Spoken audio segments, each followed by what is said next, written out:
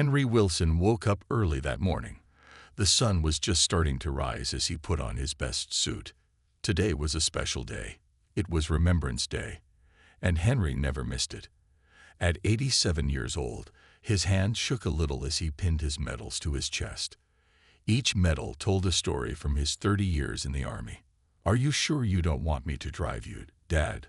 called his daughter Sarah from the kitchen. "No, thank you," Henry said firmly. "Some trips a man needs to make on his own." Sarah worried about her father going alone to London, but she knew how stubborn he could be. Henry had been making this same trip every year since her mother died. It was his way of honoring his friends who never came home from war. Henry ate a small breakfast and packed a sandwich for later. He took his medicine and put it in his coat pocket along with his wallet. The wallet was old and worn. Inside was a picture of his late wife, Mary. He touched the photo gently before putting the wallet away. "I'll be back before dark," he told Sarah as he picked up his wooden cane. The cane had been a gift from his Army friends on his 80th birthday. It had the Army symbol carved into the handle. The bus ride to London was long. Henry watched the countryside turn into city buildings. Young people on the bus were busy with their phones. No one talked to each other anymore. Henry remembered when people would chat on bus rides. Times had changed so much. When he reached London, Henry took his time walking to Buckingham Palace. His legs weren't as strong as they used to be. The streets were crowded with tourists and people coming for the ceremony. Some people noticed his medals and nodded with respect. A young man in a military uniform even stopped to salute him. This made Henry stand a little straighter despite the pain in his back. As he got closer to the palace, Henry could hear the military band playing. The music brought back memories of his own time in service. He remembered standing at attention while that same music played. He remembered friends laughing together after drills. He remembered faces of men who died while serving their country. "Excuse me, sir," said a young woman with a small boy. "My son Tommy is doing a school project about veterans. Would you mind if he asked you some questions?" Henry smiled at the boy who looked nervous. "Of course not, young man. What would you like to know?" "Were you scared in the war?" Tommy asked. "Yes, I was," Henry answered honestly. "Being brave doesn't mean you're not scared. It means you do what's right even when you are scared." Tommy wrote this down in his notebook. His mother thanked Henry, and they moved on through the crowd. Henry felt good about sharing his story with the young boy. It was important that children learned about sacrifice and duty. The crowd was getting thicker now. Henry found a spot near a barrier where he could rest against it while watching the ceremony. His legs were tired from the long walk. From here, he had a good view of where the guards would march. He could already see them lined up in the distance, tall and straight in their red uniforms and tall black hats. The air was cold, and Henry pulled his coat tighter. His medals clinked against each other. A family of tourists stood next to him, talking excitedly in a language he didn't understand. On his other side, an older couple waited quietly. The woman smiled at Henry and pointed to his medals. "My father had medals like those," she said. "He would be about your age now if you were still alive." Henry nodded. There was a special understanding between people who had connections to military service. It was like being part of a big family that stretched across time and places. As the ceremony was about to begin, Henry took a deep breath of the crisp November air. This moment, standing here with his medals, honoring the past, this was what kept him going each year. He didn't know that in just a few minutes, his peaceful day would turn into something no one expected. The crowd around Henry grew larger as the time for the changing of the guard ceremony came closer. People pushed to get better views. Some held up phones and cameras to take pictures over the heads of others. Henry held tight to the barrier to keep his balance. A group of school children arrived with their teachers. They wore matching blue jackets and talked excitedly. One little girl pointed at Henry's medals and asked her teacher what they were for. The teacher explained that they were given to brave soldiers who served their country. Henry smiled at this. It was nice to know children were still learning about these things. "Excuse me," "Could you move a bit?" a man asked Henry. He was trying to get his son to the front so the boy could see better. "Of course," Henry said, shifting over slightly. His legs were starting to hurt from standing so long, but he didn't mind. The boy looked about 7 years old and was waving a small British flag. "Is this your first time seeing the guards?" Henry asked the boy. "Yes," the child answered with a big smile. "Do they really never move or smile?" "Not while they're on duty," Henry explained. "It takes great discipline to be a royal guard." The boy's father thanked Henry and introduced himself as Jim. They talked for a few minutes about the ceremony. Jim was from Manchester and had brought his son to London for a special birthday trip. Henry enjoyed the conversation. It made the waiting easier. Music started playing in the distance. The crowd got quiet as the first guards came into view. They'd marched in perfect steps, their red uniforms bright against the gray stone of the palace. Their tall black bearskin hats made them look even taller. Each guard held his rifle exactly the same way. "Look at how straight they walk," the boy whispered to his father. Henry watched with pride. He had never been a royal guard himself, but he understood the discipline it took. During his time in the army, Henry had learned that same discipline. It had saved his life more than once during dangerous missions. A guard stood not far from where Henry was watching. The man stood perfectly still, looking straight ahead. His face showed no emotion. Henry noticed how young the guard looked. Probably about the same age Henry had been when he first joined the army. So much of life still ahead of him. The ceremony continued with more guards marching in. The crowd watched in silence, broken only by the sounds of cameras clicking and the commands being called out. Henry felt a deep connection to these traditions. They linked the past to the present. The pain in Henry's legs was getting worse, but he didn't want to leave early. He shifted his weight to his good leg and leaned more on his cane. "Just a bit longer," he told himself. As Henry watched the ceremony, he didn't notice 3 young men moving through the crowd behind him. They were watching people's pockets, not the guards. They had already taken a wallet from a tourist who was too busy taking photos to notice. "That old man with the cane," one whispered to the others. "His coat pocket is open. I can see his wallet." "Too easy," another one said with a smirk. "Wait for the next march. Everyone will be looking that way." The third man nodded. They spread out and moved closer to Henry. No one in the crowd paid attention to them. Everyone was focused on the guards and their perfect movements. Henry felt someone bump into him from behind. He thought it was just the crowd shifting to see better. He held tighter to his cane and tried to keep his balance. "Sorry about that, Grandpa," a voice said behind him. Something about the voice made Henry uneasy. It didn't sound truly sorry. The guards began a new formation. Drums beat loudly, and the crowd gasped at the precision of the movements. All eyes were on the ceremony. Henry didn't see the young man moving closer behind him. He didn't see the hand reaching toward his coat pocket. He was watching the guards, thinking about his own days in uniform, remembering friends who were no longer alive to stand beside him. In just moments, everything would change. The peaceful ceremony would be interrupted. The young guard standing at attention would face the biggest decision of his career. And Henry's trip to honor the past would become something no one at Buckingham Palace would ever forget. The crowd cheered as the guards performed another perfect drill. Everyone was looking at the soldiers in their bright red coats. No one noticed the 3 young men moving closer to Henry. The tallest thief nodded to his friends. It was time.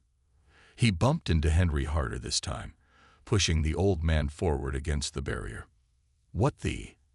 Henry started to say, but his words were cut short when another push hit him from the side. His wooden cane slipped on the smooth pavement. Henry tried to grab the barrier to stay up, but his fingers missed it. "Hey!" someone nearby shouted. A woman had seen what was happening. "Leave him alone." The main thief ignored her. He reached into Henry's coat pocket and grabbed the wallet while Henry was struggling to stay on his feet. "Stop, thief!" The woman yelled louder. A few people turned to look, but most were still watching the guards. Henry felt his wallet being taken. Anger rushed through him. That wallet had Mary's picture in it. It was the only photo of her he carried everywhere. "Give that back." Henry tried to grab the thief's arm, but he was too slow. The sudden movement made Henry lose his balance completely. His cane clattered to the ground. "Got it," the thief said to his friends. "Let's go." The three young men started pushing their way through the crowd. People were starting to notice the commotion now. A man tried to grab one of the thieves, but the young man twisted away. Henry fell to his knees on the hard pavement.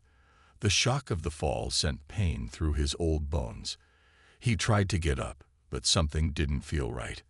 A strange heaviness pressed on his chest. "My wallet," Henry said weakly. "Please, my wife's picture." But no one could hear him over the noise of the crowd. The woman who had shouted was now kneeling beside Henry. "Someone help," she called out. "This man needs help." Henry tried to take a deep breath, but the pain in his chest got worse. It felt like a heavy weight was crushing him. Sweat broke out on his forehead, despite the cold day. "Sir, are you okay?" the woman asked, holding his arm. Henry couldn't answer. The pain was spreading down his left arm now. He knew this feeling. His doctor had warned him about heart attack signs. This was bad. "I think he's having a heart attack," the woman shouted. "Is there a doctor here?" People nearby started to move away from the ceremony to see what was happening. The commotion was growing, but the guards remained perfectly still and facing forward, as their training required. Henry's vision started to blur. The buildings and people around him seemed to be moving in strange ways. His medals felt heavy on his chest. All he could think about was Mary's picture in his wallet. The thieves were getting away with it. "My Mary," he whispered. Jim, the man Henry had been talking to earlier, pushed through the crowd with his son. "Henry, what happened?" Jim asked, kneeling down. "Someone call an ambulance," the woman said. Several people were now on their phones, calling for help. Henry's hand clutched at his chest, fingers tangling in his medals. The pain was getting worse. Black spots danced in his vision. He tried to stay awake, but it was getting harder. 20 feet away, Private James Cooper stood at attention in the third row of guards. Royal Guards were trained never to move or react to the crowd. They kept their eyes forward at all times, but from the corner of his eye, James could see something happening. At first, he tried to ignore it. Tourists often caused small disturbances, but then he heard someone shout about a heart attack.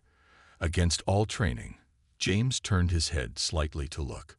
He saw an elderly man on the ground. The sun caught on something shiny on the man's chest. Medals. Military medals. James recognized them immediately. They were the same medals his grandfather had shown him many times when telling stories about his service. In that moment, James faced the biggest decision of his career. The Royal Guards had never broken formation during a ceremony in hundreds of years. It was one of the oldest and strictest traditions. Breaking it would mean severe punishment, possibly even losing his position. But a veteran was dying just feet away from him, a man who had served their country, just like James's grandfather had. James took a deep breath. He had to decide right now: follow centuries of tradition or save a man's life. The next few seconds would change everything. Private James Cooper had trained for 3 years to become a Royal Guard. He had learned to stand still for hours without moving a muscle. He had practiced marching in perfect steps. He had been taught that nothing should break his focus while on duty. Nothing. But right now, none of that training seemed to matter. James looked at his captain, who was standing 10 feet away. The captain was facing forward, pretending not to see the emergency. Rules were rules, even for a dying man. Henry lay on the ground, his face pale and his breathing shallow. The woman beside him was checking his pulse. Jim was trying to loosen Henry's collar to help him breathe. "The ambulance is coming, but it might take a while," someone in the crowd said. "Traffic is heavy today because of the ceremony." James knew Henry might not have that long. As a Royal Guard, James had medical training. Before joining the Royal Guards, he had served as a combat medic in the army. He knew what a heart attack looked like. He knew what to do. I can't just stand here, James thought. In one quick motion, James stepped out of line. The sound of his heavy boot hitting the pavement seemed louder than the crowd's voices.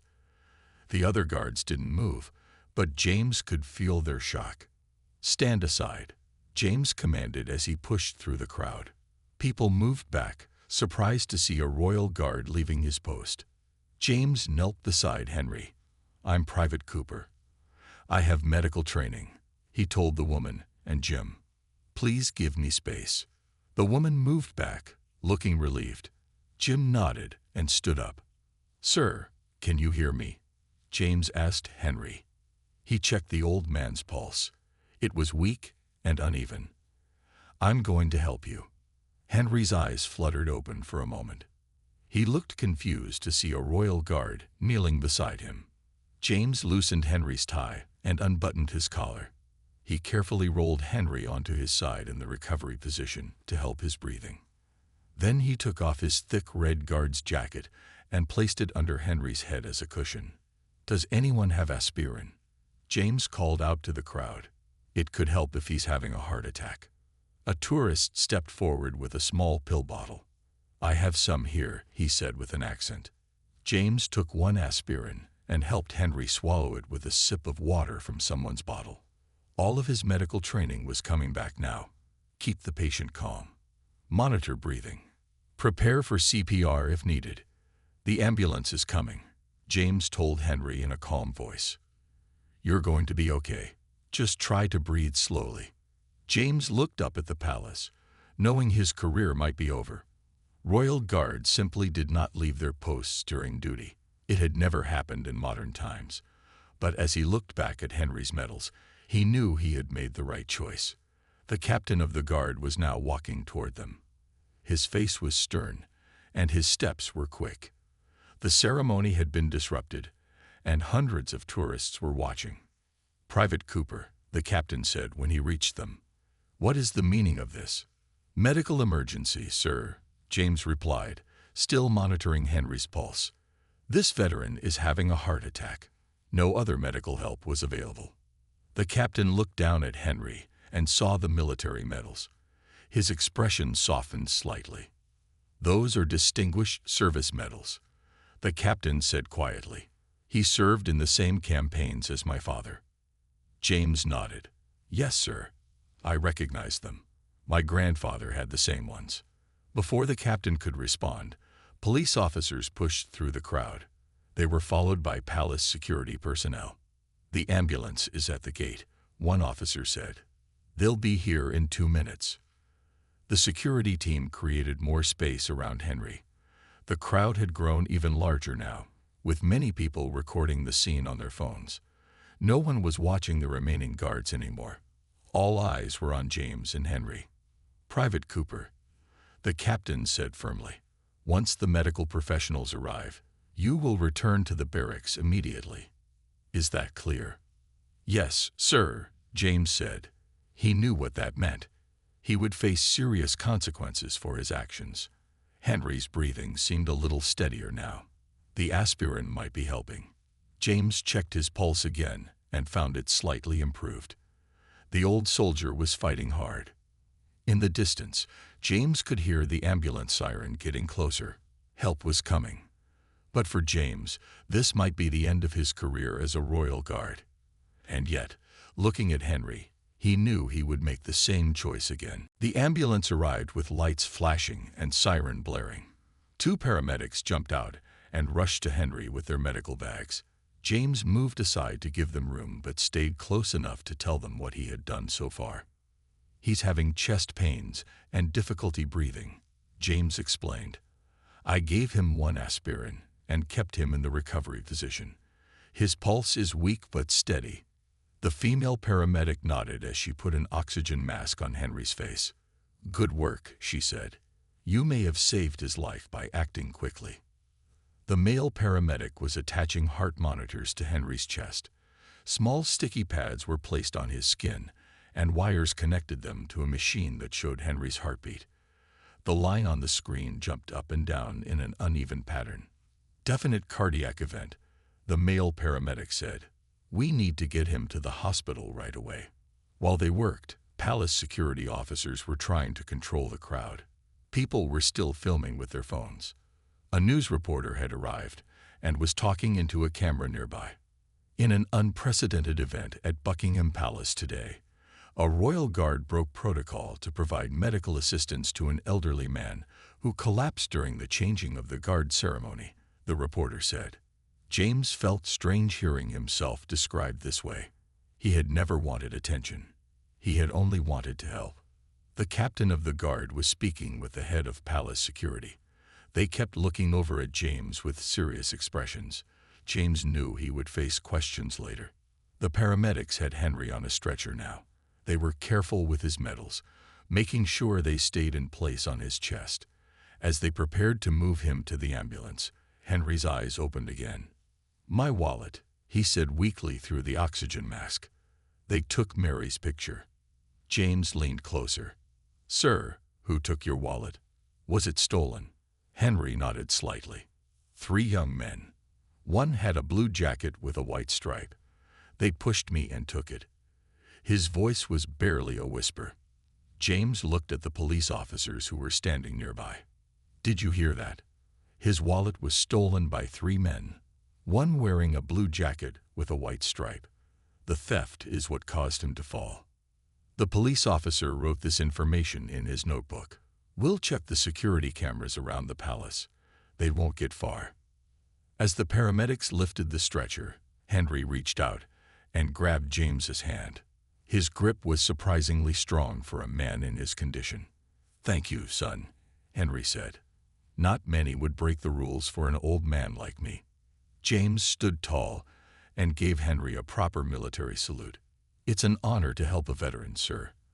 The rules are important, but people matter more. Several people in the crowd clapped at these words. Someone shouted, Well done, guard. Others joined in with words of support. The paramedics wheeled Henry to the ambulance. James watched them load him in, feeling a mixture of worry for Henry and concern about his own future. The captain walked over to James. His face was hard to read. Private Cooper, he said in a formal voice. Return to the barracks immediately. The colonel wants to speak with you. James nodded. Yes, sir. As he turned to leave, the crowd parted to make way for him. Many people reached out to pat his shoulder or shake his hand. A little boy gave him a salute. James didn't know how to respond to all this attention. His training hadn't prepared him for becoming a sudden hero. Back at the barracks, things would be different. The royal guards lived by strict rules. Breaking formation was one of the most serious offenses. James might face serious punishment, even dismissal from service. The royal guard ceremony had continued without him. The remaining guards had adjusted their formation to cover his empty spot. From the outside, the perfect precision of the royal guards seemed unchanged. But something important had changed today. As James walked away from the palace grounds, people took photos of him. News vans were arriving. His phone buzzed in his pocket with messages from friends who must have seen what happened online. The story was spreading fast. At the same time, in the back of the ambulance speeding toward the hospital, Henry held onto the oxygen mask and thought about the young guard who had risked everything to help him. It reminded him of the true meaning of service, something he had learned many years ago on distant battlefields. Neither man knew that their lives had just become connected in a way that would change both of them forever. James sat on a hard wooden chair outside the colonel's office. The hallway was quiet except for the ticking of an old clock on the wall. James had changed out of his Red Guard uniform into his regular military clothes. He waited for almost an hour before the door finally opened. Private Cooper. Enter, the colonel said. James stood up, straightened his uniform, and walked into the office. The colonel was a tall man with gray hair and many medals on his chest. He had served in the army for 30 years. Everyone respected him. Stand at attention, the colonel ordered. James stood straight with his arms at his sides and his eyes looking forward. His heart was beating fast, but his face showed no emotion. This was how soldiers faced difficult moments. "Private Cooper," the colonel began, "you broke the most important rule of the Royal Guards today. You left your post during an official ceremony. This has not happened in over 100 years. "Yes, sir," James replied. He did not make excuses. The colonel walked around his desk and stood in front of James. "The traditions of the Royal Guards are sacred. They represent our history and our dedication to duty. When you put on that uniform, you agree to uphold those traditions." "Yes, sir," James said again. "And yet," the colonel continued, "when faced with a choice between tradition and saving a life, you chose the life." He paused. "Tell me why." James took a deep breath. "Sir, I saw a veteran in need. I recognized his medals. They were the same as my grandfather's. I knew he was having a heart attack. I have medical training. I believed I could help him, and no one else was stepping forward. I made a decision to act." The colonel nodded slowly. "A soldier must follow orders, Private Cooper. But a soldier must also use judgment. There are times when the right action is not the one in the rulebook." James wasn't sure what the colonel meant. Was he in trouble or not? The colonel walked to the window and looked out at the training grounds. "The palace has received over 200 phone calls in the last 3 hours. People from all over the country are calling to support your actions. Videos of you helping the veteran are all over the internet. The press is asking for interviews." James was surprised. He hadn't expected this. "The royal family has also taken notice," the colonel added. "They are concerned about the veteran's condition and impressed by your quick action." The colonel turned back to face James. "This puts us in an unusual position. On one hand, you broke protocol. On the other hand, your actions reflect the true spirit of service that the Royal Guards represent." James remained at attention, waiting for his punishment. "The veteran's name is Henry Wilson," the colonel said. "He served with distinction in several campaigns. His condition is stable. The doctors say he will recover, largely thanks to your quick response." A sense of relief washed over James. Henry was going to be okay. "There's more," the colonel continued. "The police have arrested the 3 men who stole his wallet. They were caught on security cameras. The wallet has been recovered, including a photo of his late wife that was inside." This was good news. James was glad Henry would get his precious photo back. "Now, regarding your actions," the colonel said in a serious tone, "there must be consequences for breaking protocol." James prepared himself for the worst. He might lose his position as a royal guard. It would be a shame, but he knew he would make the same choice again. "You will be suspended from guard duty for 1 week," the colonel announced. "During this time, you will write a detailed report on how emergency medical situations should be handled during ceremonies in the future. Your report will help us create new guidelines for the Royal Guards." James was shocked. This wasn't a punishment. It was an opportunity to make a difference. Additionally, the colonel said, "Once your suspension is complete, you will return to duty with a formal commendation for your actions today." "Thank you, sir," James said, trying to keep his voice steady. The colonel's expression softened slightly. "My father was a veteran too, Private Cooper. I understand why you did what you did. Sometimes, the most important duty is to our fellow soldiers, past and present." For the first time since entering the office, James allowed himself to hope that his career might not be over after all. 3 days had passed since the incident at Buckingham Palace. Henry sat up in his hospital bed, feeling much better than he had before. The doctors had put a small tube called a stent in his heart to keep the blood flowing properly. They told him he was lucky. If he had not received help so quickly, things could have ended very differently. Sarah, Henry's daughter, sat in a chair beside his bed. She had been worried sick when she got the call about her father's heart attack. Now she was just grateful he was alive. "Dad, "You need to stop watching that video," Sarah said with a smile. "You've seen it at least 20 times now." Henry held his phone, replaying the video someone had taken of the Royal Guard coming to his rescue. The video had been on all the news channels and websites. It showed James stepping out of formation and rushing to help Henry. It had been viewed millions of times around the world. "I just can't believe he did that for me," Henry said. "Those guards never moved during ceremonies. Never." A nurse came into the room carrying a vase of flowers. "More deliveries for you, Mr. Wilson," she said cheerfully. "You're our most popular patient." The room was already filled with flowers, cards, and small gifts from people who had seen the news. Many were from other veterans who wanted to show their support. There were even cards from school children who had learned about Henry's story in class.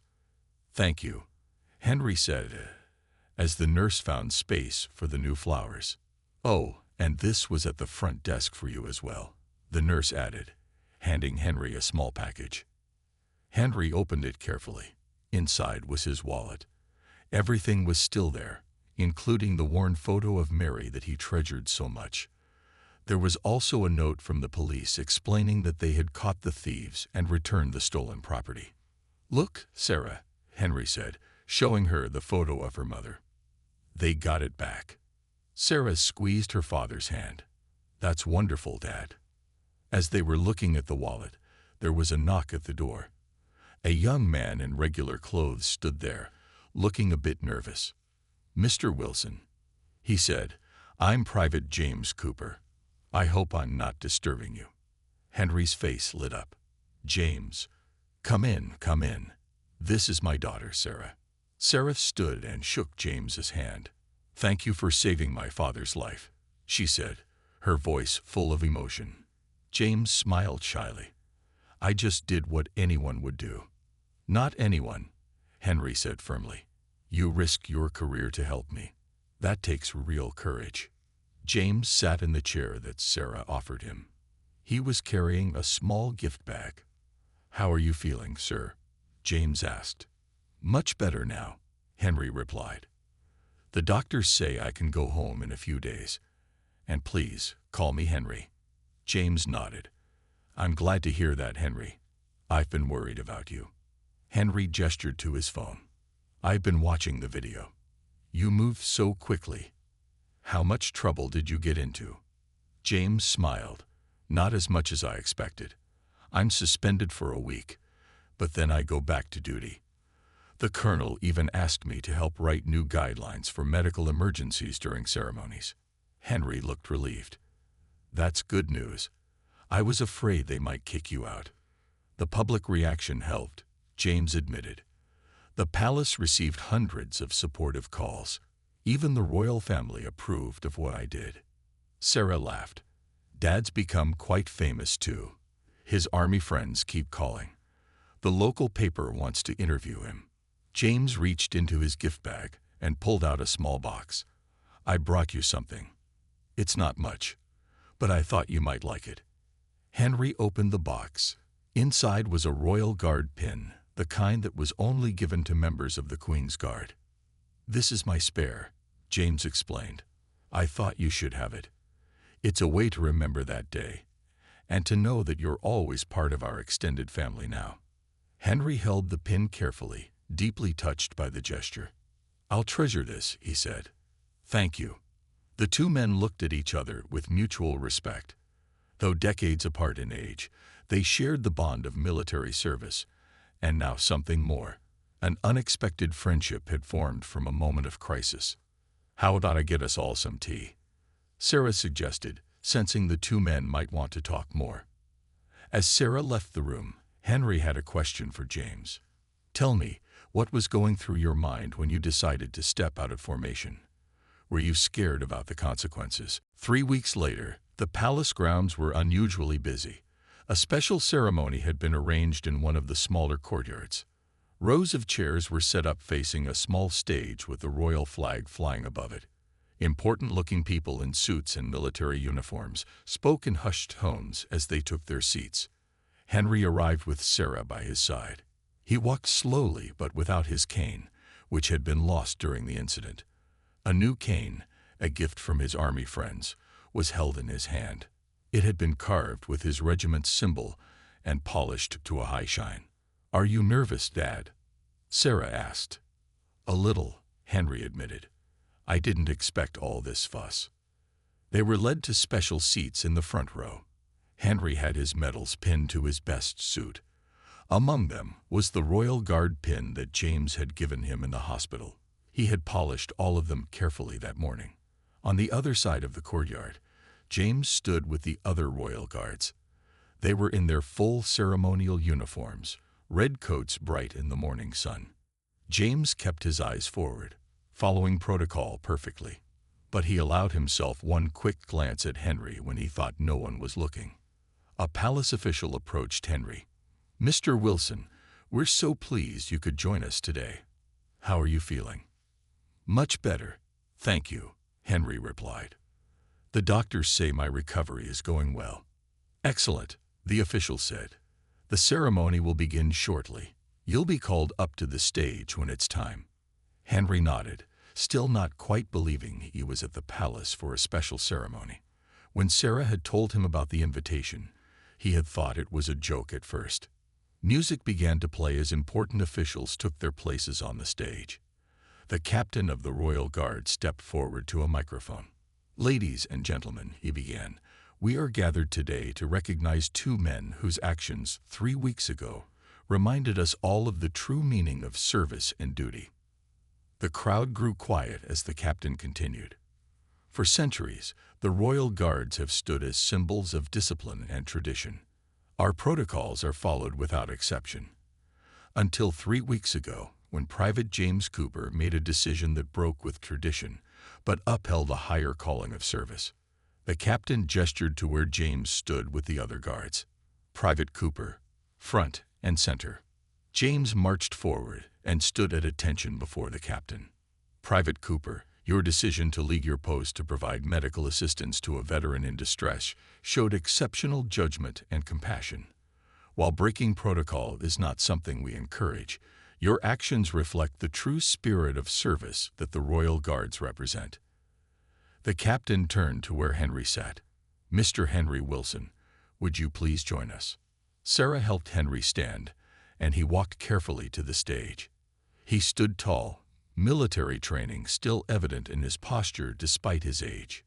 "Mr. Wilson," the captain said, "your service to this country spans decades. The medals you wear represent courage and sacrifice that deserve our highest respect. Today, we honor not only your past service, but also the unexpected role you played in helping us remember what service truly means." A palace official stepped forward carrying a small box. The captain opened it and removed a medal on a red ribbon. "By order of Her Majesty, I present Private James Cooper with this commendation for exceptional service beyond the call of duty." The captain pinned the medal to James's uniform. James remained at attention, his face serious, but his eyes showed his pride. "And for Mr. Wilson," the captain continued, "a special recognition of lifetime service and the inspiration you have provided to a new generation of servicemen and women." Henry received a certificate in a leather folder and a handshake from the captain. Furthermore, the captain announced to the crowd, "I am pleased to share that the Protocol Breaker Fund has now raised over £100,000 to support veterans in emergency situations. This fund will help ensure that veterans receive immediate assistance when needed." Applause filled the courtyard. Cameras flashed as James and Henry stood side by side on the stage. "Thank you both for reminding us that while protocols and traditions are important, the human connection between servicemen and women across generations is the true foundation of our values." As the ceremony ended, James turned to Henry. "Are you doing anything for lunch, sir?" Henry smiled. "Nothing planned. Sarah packed sandwiches for our trip home. There's a nice garden behind the barracks where we could eat," James suggested. "My mother sent enough food for 3 people at least." Sarah joined them. "That sounds lovely. Dad has been looking forward to seeing you again, James." As they walked slowly across the palace grounds, tourists took photos of the unusual sight: an elderly veteran and a young royal guard, talking and laughing like old friends. Their story had touched thousands of people around the world. But for Henry and James, the most important thing was the unexpected friendship they had found. Some bonds, formed in moments of crisis, last a lifetime, and sometimes breaking protocol is the most honorable action of all.